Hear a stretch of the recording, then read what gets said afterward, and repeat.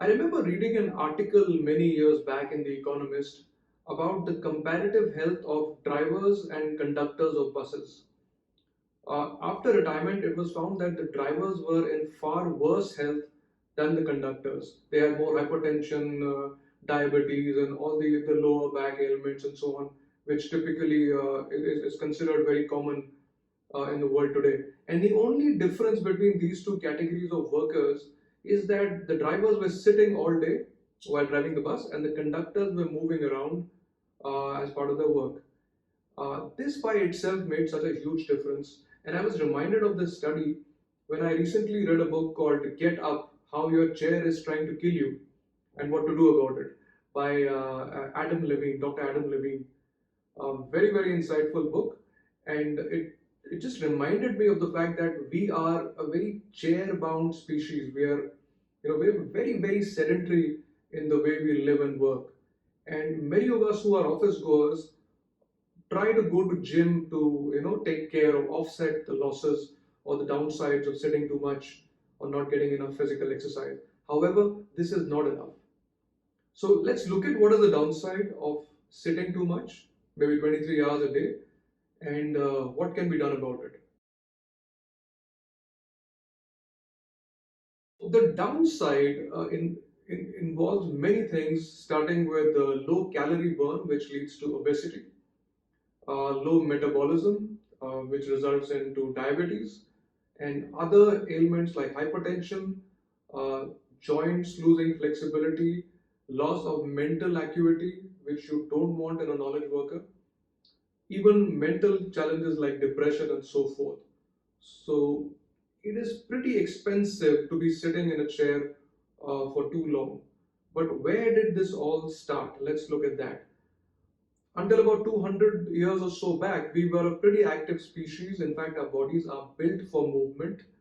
But all of that changed after the Industrial Revolution, when people were incentivized to be in a place, made comfortable, and as the knowledge economy came about, as we went more into a service economy, this only got worse.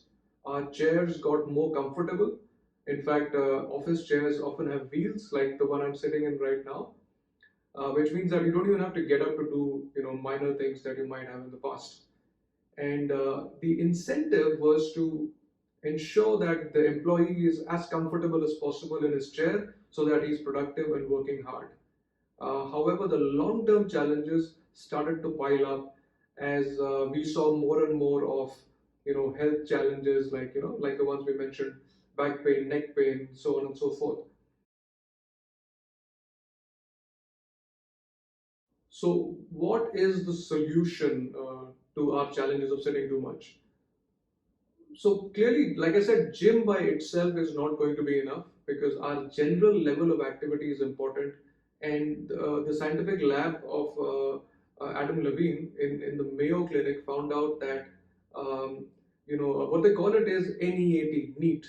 It stands for non-exercise activity thermogenesis, which means that we've got to be active in layman terms. We have to be active around the day, through the day, in a not in a planned way. So it shouldn't be exercise, but we have to generally keep moving around as much as we can. What does that mean for us? Probably doing some of our meetings walking. If you're meeting a colleague, if you're discussing something, instead of sitting down in office or in a coffee shop, why not walk? Also, think about parking away. Typically, we try to park in a spot that ensures that we walk as little as possible.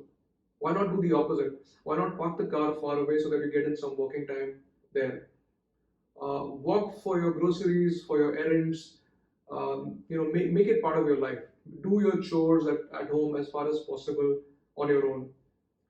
Take your calls on your feet. If the moment you get a call, if you make that a cue to get up and start walking, that would add walking time. And of course, simple things like taking the stairs more often. So an increase in our general level of activity is what we want. And while you do gym, while you eat healthy, while you sleep well, it is also important to build in a lot of general activity, which means walking a lot into your everyday.